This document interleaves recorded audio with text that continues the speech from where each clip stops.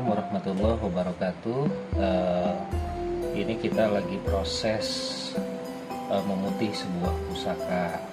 Nah, mungkin teman-teman banyak di luar sana yang ingin tahu bagaimana merawat sebuah pusaka. Ikuti terus video ini dari awal sampai akhir supaya di setiap tahapannya tidak salah gitu.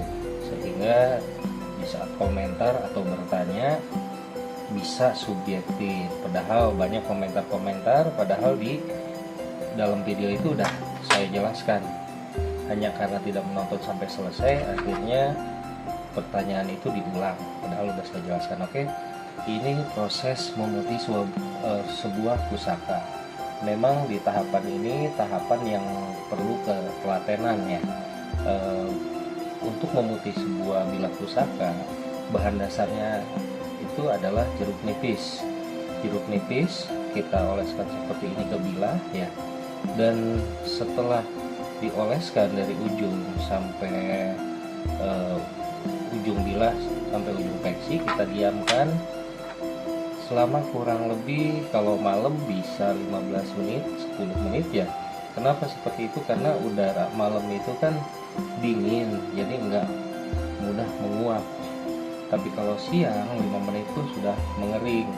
Nah, setelah 10 menit atau 15 menit, ini karat ini seperti ini nih. Ini mulai ngangkat. Bisa diperhatikan mulai ngangkat. Nanti dia akan kuning. Akan kuning semua. Setelah 10 menit kita gosok. Kita gosok lagi gitu kan ya. Kita cuci dan kembali kita kasih jeruk nipis kembali gitu. Ini bisa 10 kali bahkan lebih ya. Di proses mutih ini memang diperlukan suatu ketelatenan. Terus pertanyaannya, apabila ini sebetulnya tadinya karat luar biasa. Next episode saya akan kasih satu resep untuk merontokkan karat yang aman, tentunya yang disarankan oleh para leluhur kita sebelumnya. Ini masih tersisa karat sedikit ya, nanti kita korek aja, biasanya pakai ujung cutter seperti ini hanya sedikit aja ya, sedikit kita ini tuh, ini udah empuk si karat ini.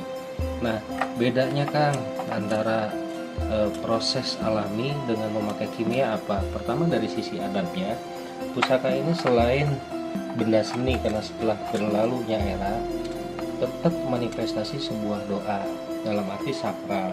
Jadi perlakuannya pun tetap kita pakai adab yang berupa adat diwariskan turun-temurun dalam mencuci bilah pusaka. Kita jangan keluar dari garis yang telah ditentukan oleh para leluhur kita, dicontohkan ya. Nah, nanti ada proses karat. Ini tadinya karatnya luar biasa di sini. Bahan-bahannya biasanya saya menggunakan pace atau mengkudu, jeruk nipis, air kelapa tua ya, dan ada beberapa bahan lain nanti kita akan bahas. Nah, di proses mutih ini menentukan hasil warangan kita bagus atau tidak. Jadi ada 3 tahapan. Tahapan pertama kita meracik ramuan untuk merontokkan karat ya. Ingat, untuk merontokkan karat. Kira-kira merusak bilah enggak? Insya Allah kalau pakai cara tradisional aman. Tentunya tetap dengan panduan dan aturan mainnya gitu. Nah, itu tahap pertama. Tahap kedua di proses mutih ini, karena proses mutih ini juga harus betul-betul dikuasai gitu. Jangan sampai masih ada minyak yang menempel di bilah gitu. Kenapa? Karena di saat ada minyak sedikit di sela-sela antara gonjok dengan bilah, ketika kita warang ini dapat merusak arsenik atau warangan kita. Jadi dipastikan aman. Nah, setelah ini putih betul-betul, itu jangan lagi disentuh tangan. Kalau misalnya 2 hari 3 hari akan diwarang, lebih baik ini ditutup oleh tisu sehingga tidak terjamah atau terpegang oleh tangan. Kenapa? Tangan kita ini kan mengeluarkan keringat, mengeluarkan minyak juga dari tubuh. Ketika kita pegang seperti ini padahal udah diputih gitu kan ya, nanti ketika diwarang akan ngeblok dan warangan kita juga tentunya akan rusak gitu. Nah, itu yang tahap dasar yang harus dipahami dalam memutih suatu bilah pusaka.